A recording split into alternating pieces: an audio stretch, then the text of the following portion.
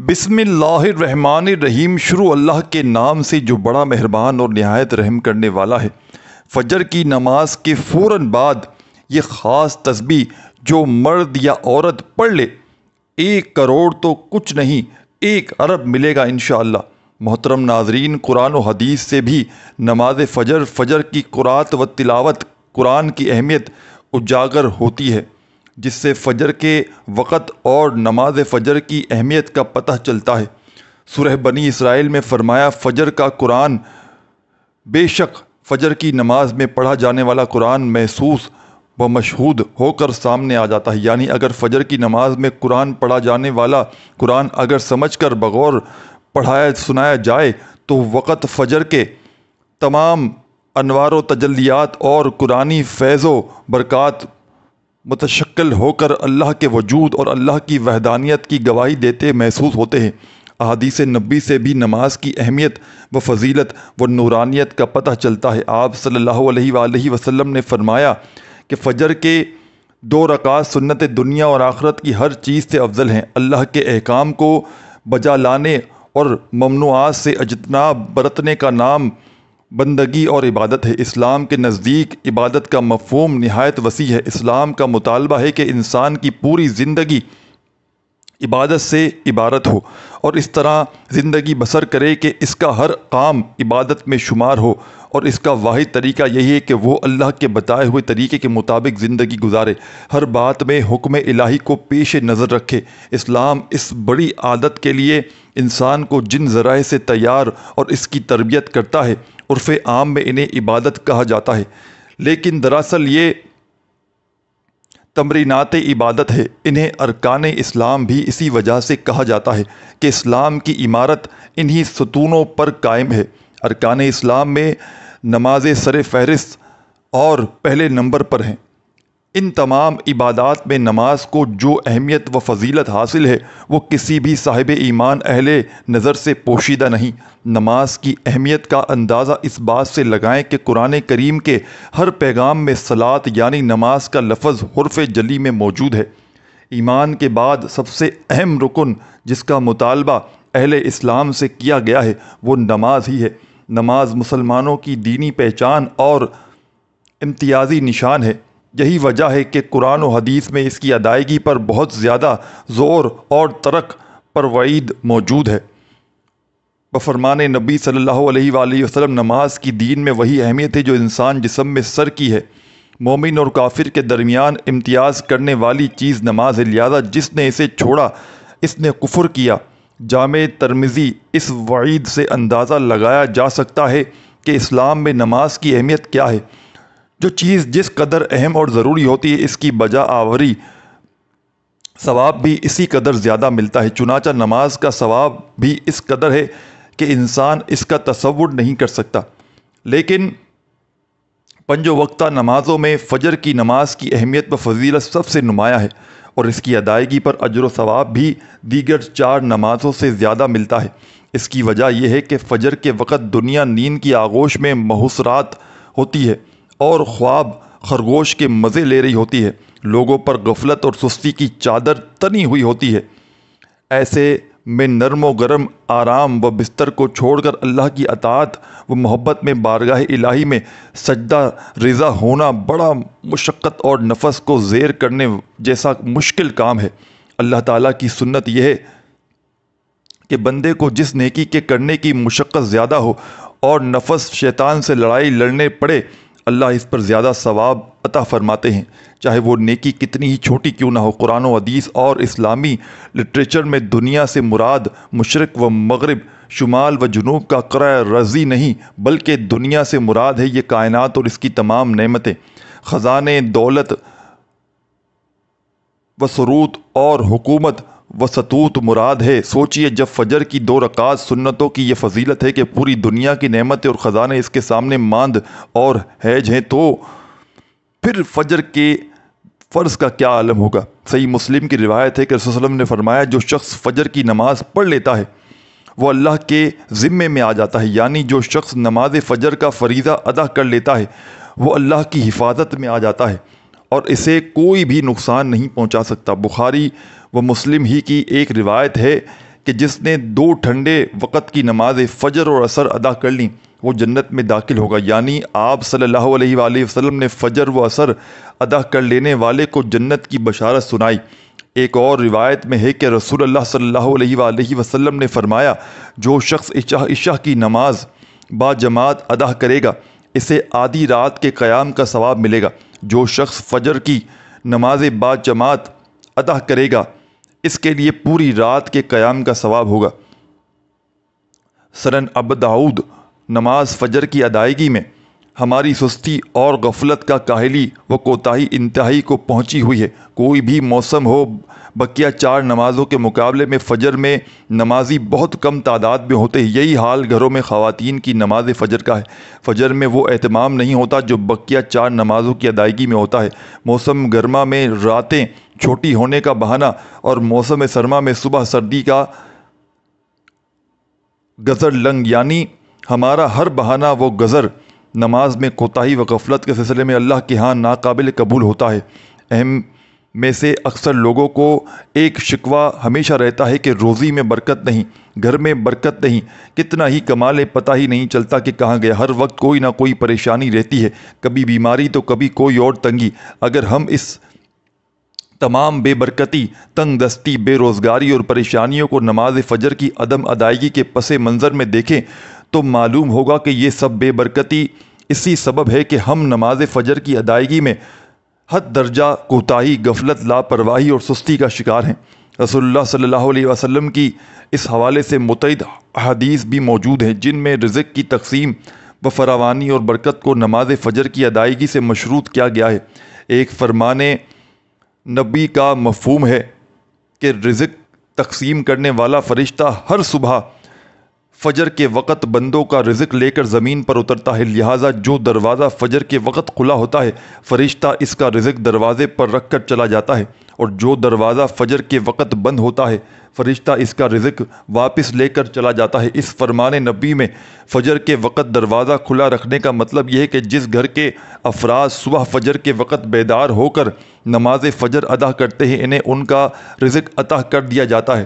دروازہ بند ہونے سے مراد یہ ہے کہ جس گھر کے رہنے والے صبح فجر کے وقت سوتے رہتے ہیں اور نماز فجر کی ادائیگی میں غفلت کوتاہی کے مرتکب ہوتے ہیں انہیں ان کے رزق سے محروم رکھا جاتا ہے۔ رسول اللہ صلی اللہ علیہ وآلہ وسلم کے فرمان کے مطابق فجر و عشاء کی نمازیں خیر و برکت سے معمور ہیں۔ ان 2 نمازوں کی ادائیگی بے شمار نیکیوں اور ثواب کے ذخائر اور رزق اور برکتوں کے خزانے جمع کرنے کا سبب ہیں۔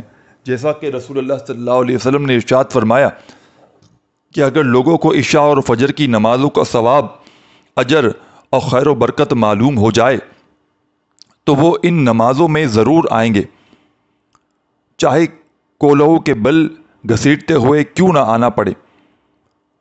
ہم میں سے اکثر نماز فجر خصوصاً اور دیگر نمازوں کو عموماً چھوڑ کر اپنے گھروں میں خیر و برکت کے لیے قرآن خوانی، میلاد کی محافل کے انعقاد، لوح قرآنی کے تعویذ کرنے جیسے نیک کاموں کی طرف متوجہ ہوتے ہیں۔ اس سے تو انکار نہیں کہ بلا شبہ ان تمام کاران خیر و برکت کا عنصر موجود ہوتا ہے، لیکن قرآن خوانی، محفل میلاد، لوح قرآنی کے نقش گر میں آویزہ کرنے سے خیر و برکت کا ہونا نماز کی ادائیگی سے مشروط ہے۔ ہر خیر و برکت کے سوتے نماز سے پھوٹتے ہیں۔ اللہ کی تمام نعمتوں، برکتوں اور رزق کی دریا نماز کی ادائیگیوں سے بہتے ہیں۔ اس کے ساتھ ہی یہ امر بھی اہم ہے کہ فجر کے علاوہ بقیہ 4 نمازوں میں خیر و برکت نماز فجر کی ادائیگی سے مشروط ہے، اس لیے کہ خیر و برکت کا آغاز نماز فجر کی ادائیگی سے ہی ہوتا ہے۔ ہمیں اپنے گھروں میں تمام اہل خانہ کی نماز فجر کی ادائیگی کے حوالے سے اپنا اور اپنے گھروں کا جائزہ لینے اور محاسبہ کرنے کی ضرورت ہے۔ اللہ تعالیٰ نے سورہ تحریم میں ارشاد فرمایا، اے ایمان والو، خود کو اور اپنے گھر والوں کو اس آگ جہنم سے بچاؤ جس کا ایندھن آدمی اور پتھر ہے۔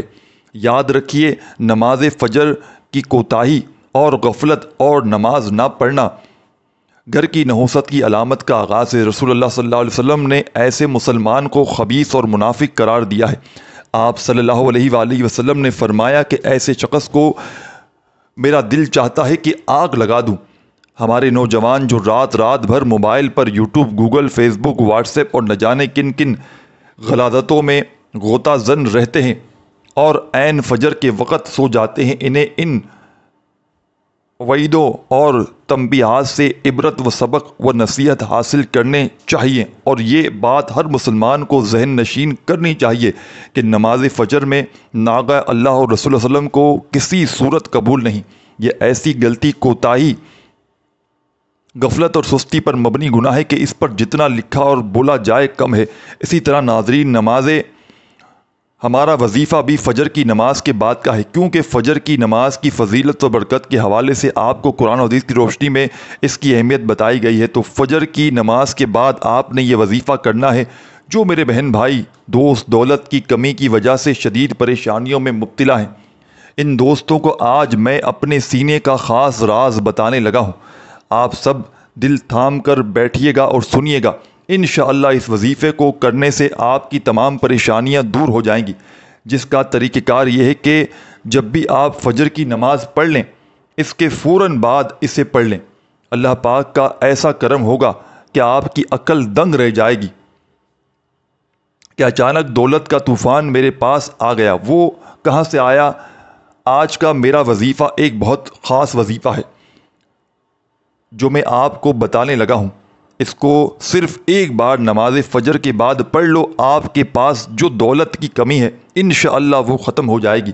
ناظرین کرام، یہ ایک ایسی تسبیح ہے، ایک ایسا عمل ہے، یہ ایک ایسا وظیفہ ہے کہ جس کو کرنے سے اللہ بہت خوش ہوتا ہے، اور یہ تو سبھی مسلمانوں کا عقیدہ ہے کہ جس سے اللہ خوش ہوتا ہے اس کی دنیا اور آخرت دونوں ہی پلک جھپکتے سنور جاتی ہے، اس کے ہر بگڑے کام غیب سے ٹھیک ہو جاتے ہیں۔ اس وظیفے کو، اس عمل کو، اس تسبیح کو کرنے والے پر اللہ تعالیٰ اپنی خصوصی رحمت و شفقت نازل فرماتے ہیں اور اس کو اپنے نیک اور برگزیدہ بندوں کی فہرست میں شامل کر لیتا ہے، اور پھر اس بندے کو جو بھی حاجات ہوتی ہیں ان کو اللہ تعالیٰ جلدی پورا فرما دیتا ہے۔ اگر رزق کے حوالے سے کوئی تنگی یا پریشانی ہو تو رب کعبہ پورے سال کا ڈھیر و رزق اور دولت اس کے نصیب میں لکھ دیتا ہے، کیونکہ اس عمل کو کرنے سے، اس وظیفے کو کرنے سے اللہ تعالیٰ نصیب اور تقدیر کے فیصلے کر دیتے ہیں۔ آپ کسی بھی دن اس تسبیح کو کر سکتے ہیں۔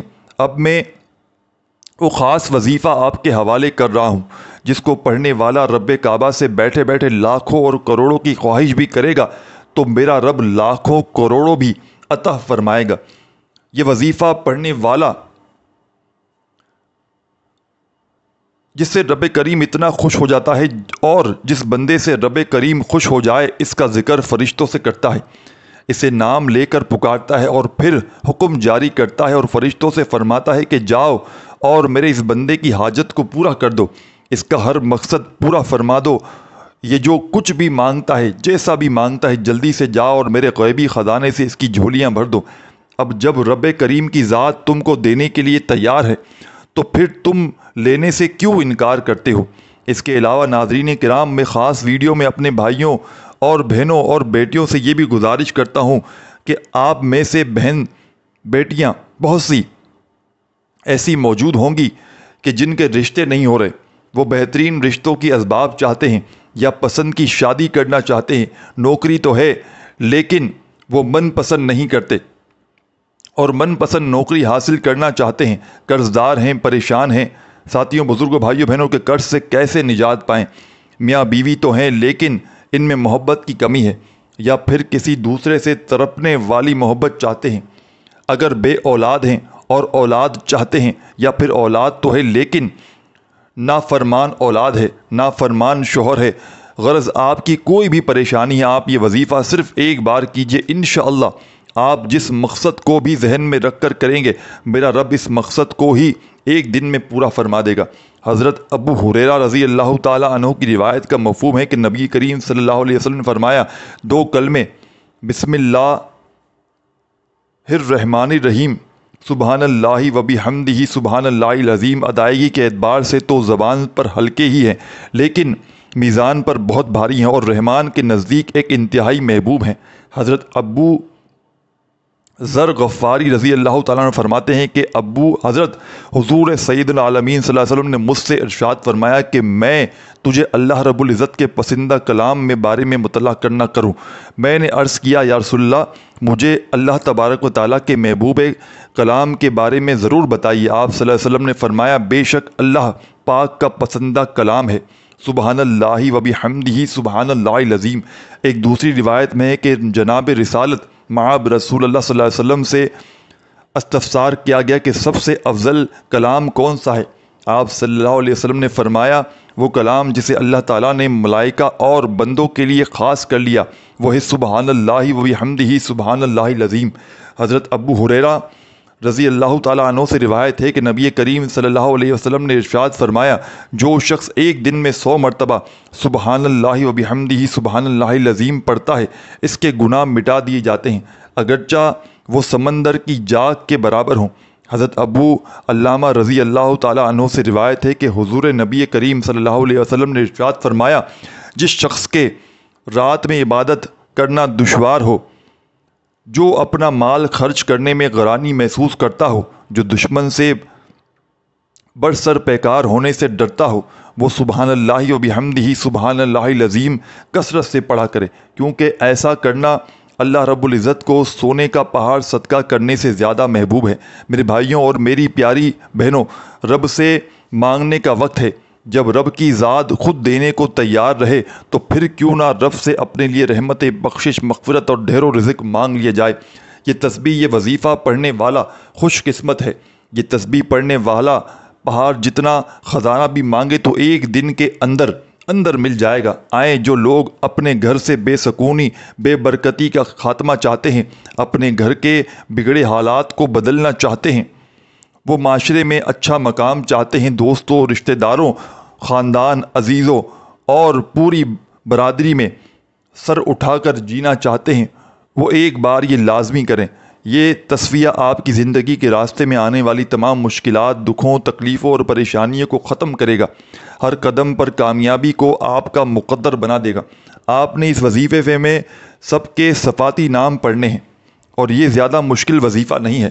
یہ عمل بہت ہی آسان ہے، لیکن آپ نے کامل یقین کے ساتھ اور پوری توجہ کے ساتھ اللہ پاک کے یہ صفاتی نام پڑھنے ہیں۔ ان کو پڑھنے کا اور اس عمل کو کرنے کا طریقہ آپ کو بتاتے ہیں۔ تو آپ سب سے پہلے نماز فجر ادا کر لیں۔ فجر کی نماز میں پہلے 2 سنتیں ادا کی جاتی ہیں، اس کے بعد فرض پڑھتے ہیں۔ پہلے آپ صحیح طرح فجر کی نماز ادا کر لیں، مرد ہو یہ وظیفہ کرے تو باجماعت نماز ادا کریں، پھر اس کے بعد آپ نے جہاں پر بھی 2 فرض ادا کیے ہیں وہیں پر بیٹھ جائیں اور سب سے پہلے 3 بار بسم اللہ الرحمن الرحیم پڑھ لیں، پھر اول آخر 11 مرتبہ درود شریف پڑھیں۔ ایک بار ثواب کی نیت سے میرے ساتھ بھی پڑھ لیں، اللہم صلی علی محمد وعلی آل محمد کما صلیت علی ابراہیم وعلی آل ابراہیم انک حمید مجید، اللہم بارک علی محمد وعلی محمد کما بارکت علی ابراہیم وعلی آل ابراہیم انک حمید مجید۔ درود پاک آپ نے 11 مرتبہ ہی پڑھنا ہے۔ سورہ کوثر پڑھیں، اس کے بعد 33 مرتبہ اللہ کا صفاتی نام یا مجیدو یا مجیدو یا مجیدو اس کو آپ نے پڑھنا ہے، اور اس کے بعد آپ 11 مرتبہ ہی سورہ اخلاص پڑھیں گے۔ بسم اللہ الرحمن الرحیم، قل هو اللہ احد اللہ صمد لم یلد ولم یولد ولم یکن لہ کفوا احد۔ جب آپ لوگ سورۃ اخلاص پڑھ لیں 11 مرتبہ، اس کے بعد پھر آپ نے 33 مرتبہ اللہ کا دوسرا صفاتی نام یا لطیفو پڑھنا ہے۔ یاد رہے یا لطیفو یا لطیفو یا لطیفو، اس کو بھی اچھی طرح 33 مرتبہ پڑھنے کے بعد آپ نے پھر 33 مرتبہ یا ودود پڑھنا ہے۔ یا ودودو یا ودودو یا ودودو، اس کو اچھے طریقے سے پڑھنے کے بعد آپ نے پھر 33 مرتبہ یا مقتدرو پڑھنا ہے۔ یا مقتدرو یا مقتدرو یا مقتدرو، آپ کی جتنی بھی دولت کی تنگی ہے انشاءاللہ جلدی ختم ہو جائے گی۔ آپ جیسے ہی یہ عمل کریں گے آپ مالا مال ہو جائیں گے، آپ کی بند قسمت کے تالے کھل جائیں گے، آپ کی غیب سے مدد ہو جائے گی۔ آپ یہ ایک تسبیح میرے بتائے گئے طریقے کے مطابق ہی پڑھ لیجئے، انشاءاللہ میرا رب راضی ہو جائے گا، پھر آپ کو اتنا نوازے گا کہ آپ کو خود بھی کچھ سمجھ نہیں آئے گی کہ کہاں کہاں سے دولت آ رہی ہے، اور آپ کی آنے والی نسلیں بھی مجھے یاد رکھیں گی۔ اس عمل کی اجازت ہر کسی کو ہے۔ اگر ویڈیو پسند آئی ہو تو چینل کو سبسکرائب ضرور کرنا۔ آخر میں دعا ہے کہ اللہ تعالی ہماری اس ویڈیو میں کہی گئی کمی اور کوتاہی کو معاف فرمائے، اور جو بھی اس وظیفے کو کریں اللہ پاک اپنے پیارے حبیب صلی اللہ علیہ وآلہ وسلم کے صدقے ان کی تمام جائز حاجتیں اپنی بارگاہ میں قبول و منظور فرمائے۔ آمین آمین آمین۔ اللہ ہمیں اور آپ سب سننے اور دیکھنے والوں کو اپنی حفظ و امان میں رکھے، آمین۔ ناظرین، کمنٹ باکس میں اللہ کے 33 ناموں میں سے ایک نام ضرور ٹائپ کریں۔ اللہ تعالی ہم سب کا حامی و ناصر، آمین۔ جزاک اللہ۔